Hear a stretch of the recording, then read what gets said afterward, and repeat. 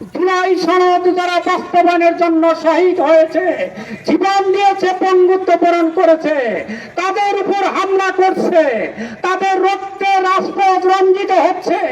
এটা অত্যন্ত লজ্জার বিষয়। প্রিয় ভাইয়ের আমার, আপনারা জানেন এই প্রায় ১,৫০০ শহীদ তাদের জীবনের বিনিময়ে যে সরকার এসেছে, ৩০,০০০ বঙ্গুত্ব বরণকারী সেই ব্যক্তি জুলাই বিদ্যের মাধ্যমে, তাদের অঙ্গহানি অঙ্গ কুরবানির মাধ্যমে যে সরকার এসেছে, সেই সরকার এই জুলাই বিদ্যের সাথে, শহীদদের সাথে গাদ্দারি করছে। জুলাই সনদ মানে হচ্ছে যার ভোট তাকেই দিতে হবে। জুলাই সনদ মানে হচ্ছে বাংলাদেশের স্বাধীনতার চেতনাকে অক্ষুণ্ণ রাখতে হবে।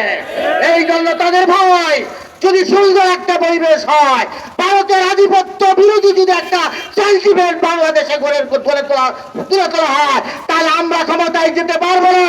এই ভয়ে বর্তমান সরকার নানামুখী চক্রান্ত করছে। আমার শেষ কথা, কোন চক্রান্ত বাংলাদেশের এই আশা উদ্দীপনাকে থেমে রাখতে পারবে না। ইনশাআল্লাহ বাংলাদেশের মানুষেরা জুলাই সনদ বাস্তবায়ন করবে। আগামী দিনে যতগুলো আন্দোলন হবে, প্রত্যেকটা আন্দোলনে জুলাইয়ের মূল চেতনা হচ্ছে ২৪শে জুলাইয়ের আগের যে বাংলাদেশ, এই বাংলাদেশ আর আমরা চাই না। এটা লজ্জার। এই ২ বছর পরে এসে তারা নতুন করে ইতিহাস লিখতে চায়। প্রিয় ভাইয়েরা আমার, এই মাত্র ২ বছর আগের ইতিহাস, যখন ইউটিউব ছিল, ফেসবুক ছিল, সেই ইতিহাস এইভাবে আমাদের সামনে তারা বিতর্কিত করতে চায়, সেই বিকৃত করতে চায়। বাজি রেখে মাঠে নেমে কাজ করবো, রাজি আছেন? আজকের এই সমাবেশ থেকে বলতে চাই, যদি বিগত স্বৈরাচারের মতন আপনাদের আচরণ হয়, বাংলাদেশের জনগণ বিগত ১৭ বছর যারা স্বৈরাচার ছিল তাদেরকে যদি সরাতে পারে, আপনাদেরকে ইনশাআল্লাহ সরাতে পারবে। ঠিক কিনা বলেন? আমরা চাই আপনারা ভালোভাবে চালান, না হলে জাতির কাছে ক্ষমা চেয়ে ছেড়ে দিন। ঠিক কিনা বলেন? পরিশেষে একটা কথা বলতে চাই, যদি জুলাই সনদের বাস্তবায়ন না হয়, তাহলে কিন্তু আবার ফ্যাসিবাদের উত্থান ঘটবে। ফ্যাসিবাদের উত্থান ঘটলে সরকারি দল যারা আছেন তারাও যেরকম ভাবে বিপদে পড়বেন, আমরা বিরোধী দলে যারা আছি আমরাও কিন্তু বিপদের মুখোমুখি হব।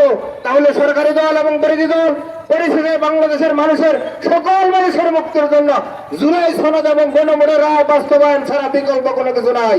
সম্মানিত ভাই আমার, আসুন আমরা সকলে মিলে এই দেশের মানুষের মুক্তির জন্য জুলাই সনদকে বাস্তবায়ন করার জন্য আমরা সকলে ঐক্যবদ্ধ হয়ে আমরা চেষ্টা করি। এই আহ্বান জানাচ্ছে। পরিশেষে আমাদের এই সমাবেশ এবং মিছিল বাস্তবায়ন করার জন্য বাংলাদেশ জামায়াত ইসলামী যুব বিভাগ, শ্রম বিভাগ এবং পেশাজীবী বিভাগ সহ বিভিন্ন বিভাগের নেতৃবৃন্দ দায়িত্ব পালন করেছেন। তাদেরকে মধুপুর উপজেলার পক্ষ থেকে আন্তরিক অভিনন্দন এবং মোবারকবাদ জানাচ্ছে। আইন শৃঙ্খলা রক্ষার দায়িত্বে নিয়োজিত পুলিশ বাহিনীর ভাইরা আমাদেরকে আন্তরিকভাবে সহযোগিতা করেছেন, তাদেরকে আন্তরিক অভিনন্দন এবং মোবারকবাদ জানাচ্ছে। সাংবাদিক ভাইরা আমাদেরকে সহযোগিতা করছেন, মিডিয়ার ভাইরা, তাদেরকে আন্তরিক অভিনন্দন জানিয়ে পরিশেষে এই মধুপুরবাসীকে বাংলাদেশ জামায়াত ইসলামের পক্ষ থেকে আন্তরিক অভিনন্দন এবং মোবারকবাদ জানিয়ে আজকের আমাদের প্রোগ্রামের এখানে সমাপ্তি ঘোষণা করছে। সবাইকে ধন্যবাদ। আসসালামু আলাইকুম ওয়া রাহমাতুল্লাহ।